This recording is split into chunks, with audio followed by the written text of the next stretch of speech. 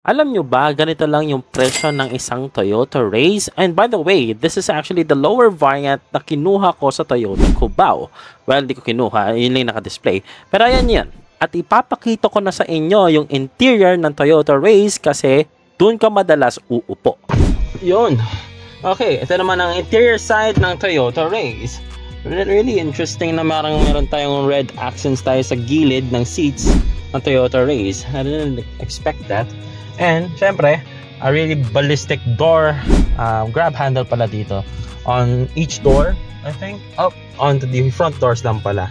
Ito, 3-spoke steering wheel, tapos ito yung audio controls natin, yan, mute, and tapos yung volume up.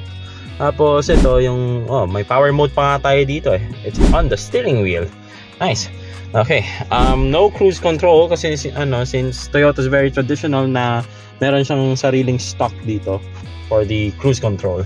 So, I can turn this on for the accessories. Tapos yan, para lilitaw ng Toyota logo right over there dito sa main infotainment system. Apple Car and Android Auto ready na siya as expected. Tapos yan, oops. Okay, yan ang volume controls natin. Yan, and believe ito na yung home na yan. Hands-free Bluetooth telephone. Tapos yan, ayan lang naman kailangan yung malaman for this infotainment system. Very na siya, driver focus siya since may parang naka-angulo siya dito sa nakapatungo sa driver. Ayun lang naman. And then yan, 3-spoke steering wheel. Yan, silver accents beneath. Okay, very simple. Then if I turn this one on again, yan, makikita na yung welcome screen. Quick trivia nga pala kapag alam niyang birthday mo somehow, babatiin ka ng happy birthday. Okay, malaki siya dito sa naked eye kapag nasa camera kasi parang lit-lit. Everything is completely digital. Even to go to the tachometer, tapos yung speedometer on to the right. Pansin ko nga rin dito yung yung tachometer ay parang lumang air filter ng mga karburador. Tapos yung seatbelt warnings ay nandito sa taas. Yes. Like kapag sasamba ka sa aeroplano, yun yung napapansin ko. Okay, yan. Lights natin dito. And syempre yung mga shades natin. Sunshade. And mga mirrors natin. Wala siyang ilaw though. But it's fine. Makikita mo naman yung sarili mo since naka-boss naman yan eh. Okay, yan. Yan. Over there. Side mirrors obviously. Yan. Tapos hindi nakadump yung glove box. SRS airbags. Tapos neat design nga pala ng cup holders natin dito since nakasandal siya dito sa may sa may air conditioning para magkataong malamig yung yung beverages ninyo. Yan. Kwadrado yung natin, air vents. Same goes on the middle. And syempre, same goes over there. Ayan Tapos yan, nakabukas na lahat ng technique ng mga ilaw natin. Tapos fan speed, yan. Air conditioning right over there, yan. Single zone climate control, automatic. Yan. Then dito naman sa baba, yung natin, transmission natin, CVT transmission. Yan. Tapos may plus minus kasi doon sa kanan. Mechanical handbrake. Indeed, very very practical. Let's shut this one off na. Yan. Tapos yung center armrest, ang liit ng ng pasukan, tapos mababaw lang din. At least tol, naka-leather. Yan, buti pa tong center armrest naka-leather. Yan. Tapos kung hihipuin ko lang to, naka-leather padded ba to? Leather padded. Nice. Nice. Ganun. Leather padded siya. Yan. Tapos may mga tweeters dito. Seamless lang naman yung tweeters design. Yan. Okay. Yan. Tapos ito yung variant na sa mga mid variant siya. Kasi top of the line variant nito is turbo. Grab handles are chrome. And I got the keys for the Corolla Cross in which iikutin ko rin siya later on. Tapos yun, storage natin doon sa ilalim. Meron tayong 4 bottle holders. Tapos ito yung cubbies natin. Cubbies, I mean storage pockets from behind the driver's seat and the passenger seat. Yan. Medyo madilim lang guys yung lighting natin dito Yun. Tapos 5-seat configuration. Ang taas ng headroom nga naman ng natin, ng Toyota Race. Really nice. As a 5'5", kasyang-kasya ako dito. Nice. Okay, what else? Tapos ito na yung boot space. Yan. By the way, naka-partition siya. So, yan, may mga separator for, sabihin natin, baka maglalagay ka ng laptop dyan. Yan. Safe and secure siya. Hindi siya masisilipan. Okay. Let's go out here. Yan natin yung ano. Oop. Yeah. There you go. Yan, yung partition right over there. Yan. You can fold the seats. Yan.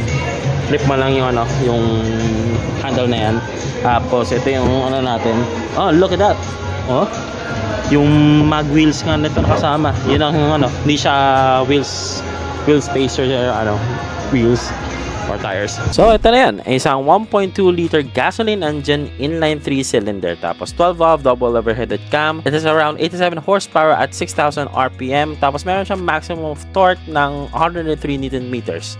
Approximately nasa 4,500 RPM yan.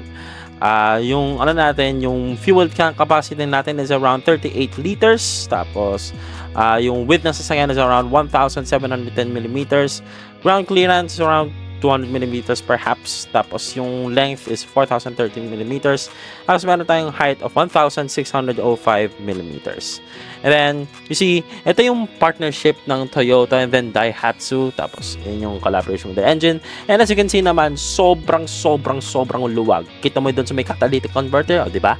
Kaya ano iba may tempt na gusto mong magpa engine swap, ayan, demonyo kayo, gawin nyo. Pero needless to say, ito yung 1.2 liter gasoline engine ng Toyota Race. Well, for me, ito magiging certain upgrade ito kapag galing ka sa isang Toyota Wigo or Mitsubishi Mirage, then diyan ka pupunta sa Toyota Race. It's actually kahilala lang ito ng Toyota Vios. So, kasi ang main difference kasi ng Toyota Vios ay yun naman kasi is inline 4 yung makina nun. Tapos sedan.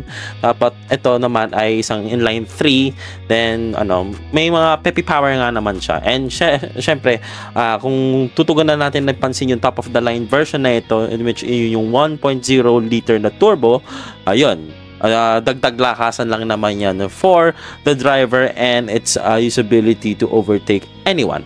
Kaya ngayon, kapag sabihin natin worth it ba tong yung presyo na sinabi ko from the earlier clip, yes, worth it naman ito. And then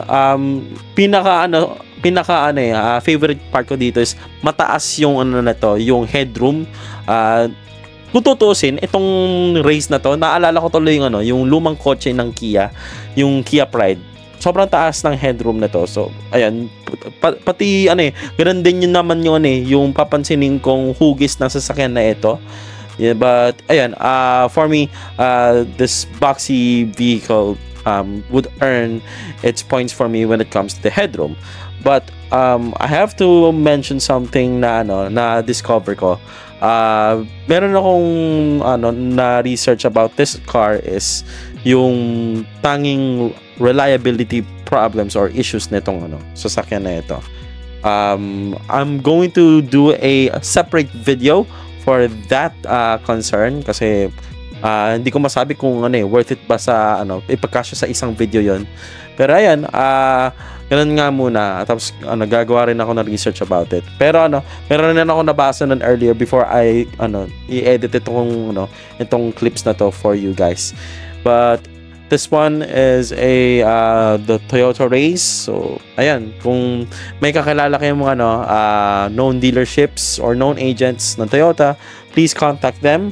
And then ayun, thank you very much sa Toyota Cubao for providing me this unit para ma-shoot. Tapos pinayagan nila akong mag-shoot sa loob ng mismong dealership nila. And yun, like, comment, share, and subscribe, guys. I'll see you on to the next one. Happy New Year 2025, and may mga iba't ibang content na kayong aabangan na gagawin ko na hindi nyo akalain na ako pa mismo gagawa nun. Take good care. Bye-bye.